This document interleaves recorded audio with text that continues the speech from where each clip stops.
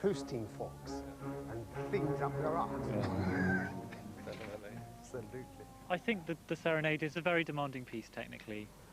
On the other hand, I always feel sort of vocally healthy when I sing it. It's written in full consciousness of what the voice can do and how the voice can be given rest and can be given sort of little cures, like after singing the dirge, having the hymn as a sort of cure to get the voice moving again in a different way. Queen and huntress chaste and fair, how the sun is laid to sleep, seated in fine silver chair, state in votive and keep. Ben Jonson's hymn is a witty tribute to Diana, goddess of hunting and of the moon.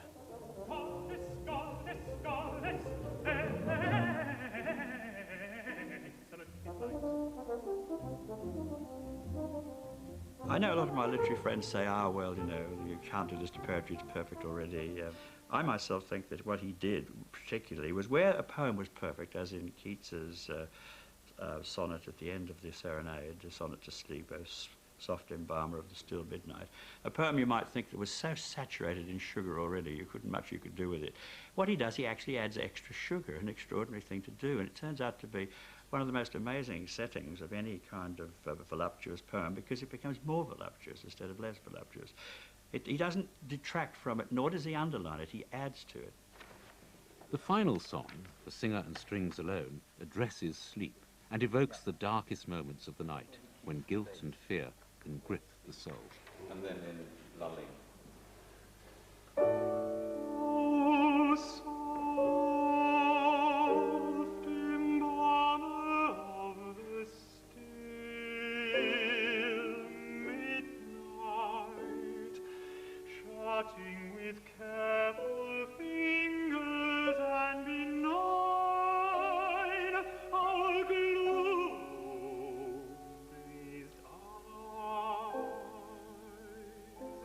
Night and dreams can release many things which one thinks had better not be released.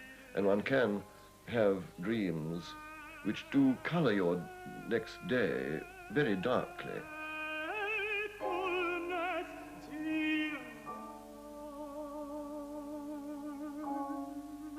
What colour do you want? English Baroque?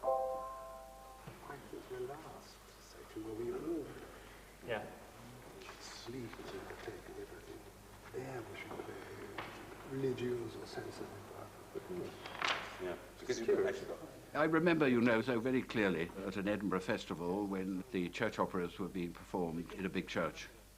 And Ben and I think we had to run to get in because we were late arriving. And as we settled into the coolness of the church and the darkness and were awaiting whichever church parable it was to start, Ben turned to me and breathed, whispered in my ear, night and silence. Those are the two things that matter most to me. And I've always remembered those extraordinary words, and particularly in relation, in fact, to the Serenade, because it is exclusively devoted to the idea of sleep and dreams, and of course with that further beyond the final dream of all, which is death, and which Ben was aware of, I think. 40 years after the Serenade was first performed, a chance discovery was made by the daughter of Britain's publisher, Erwin Stein, which threw new light on the piece.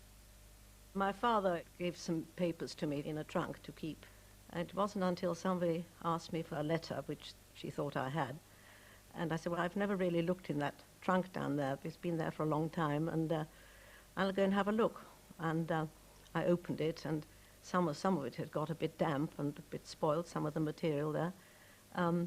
But I suddenly saw a familiar handwriting in form of a manuscript in Britten's hand.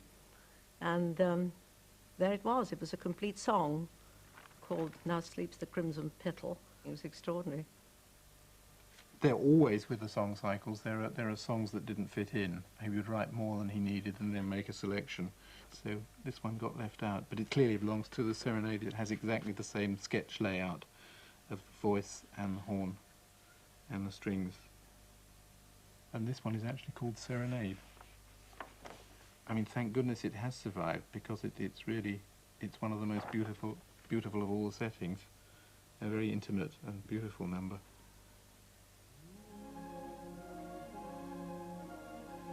Now sleeps the crimson petal, now the wines. Now waves the cypress in the palace wall. Now winks the goldfinch in the porphyry font. While thy wakens, waken thou with me.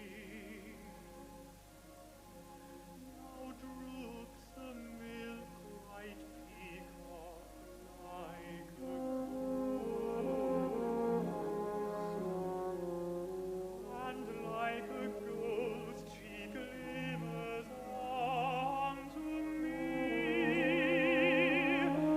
Now lies the earth all donate to the stars, and all thy heart lies open unto me.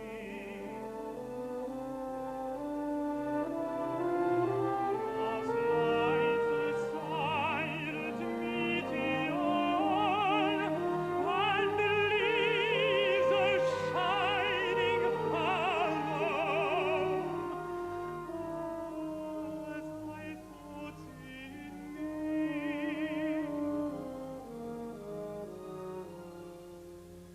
now folds the lily all her sweetness up, and slips into the bosom of the lake.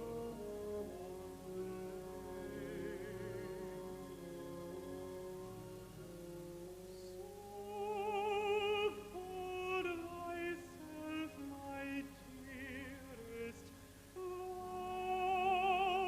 and slip into my bosom, and be lost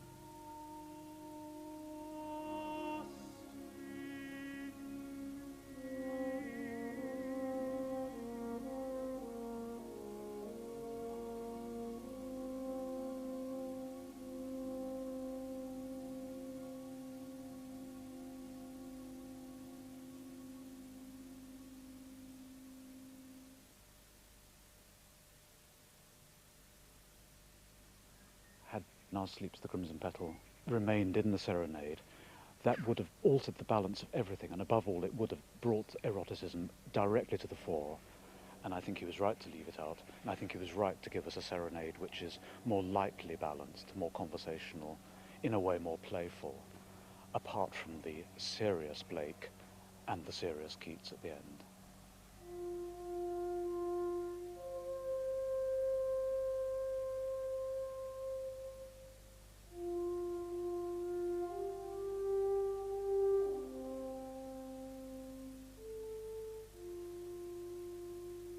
The serenade ends with a brilliant dramatic device.